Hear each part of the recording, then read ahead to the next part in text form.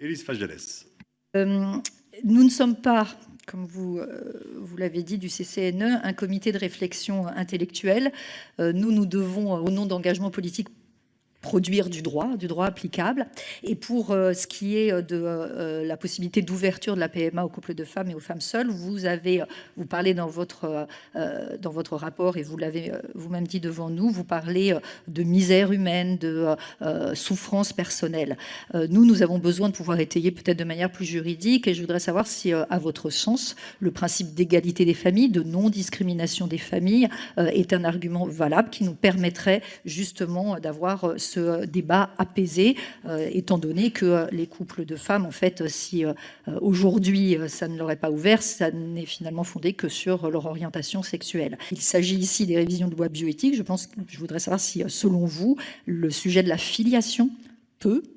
ou doit être inscrit dans la révision de ces lois, sachant que si on ouvre eh bien, la PMA aux couples de femmes et aux femmes seules, il va y avoir le sujet donc évidemment de la filiation des enfants,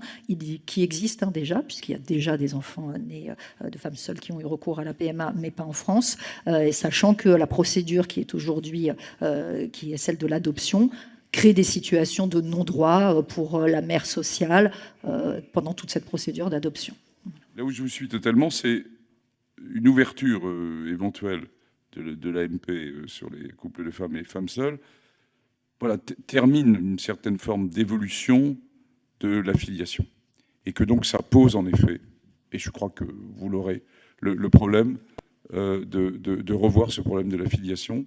d'un point de vue juridique. Donc je ne suis pas juriste et je n'irai pas, je ne souhaite pas aller plus loin là-dessus, mais nous, dans la discussion qu'on a eue au CCNE, eh bien oui, c'est vrai, il va falloir toucher et réfléchir, et je pense que le Conseil d'État d'ailleurs a été dans le même processus sur ce problème de la filiation.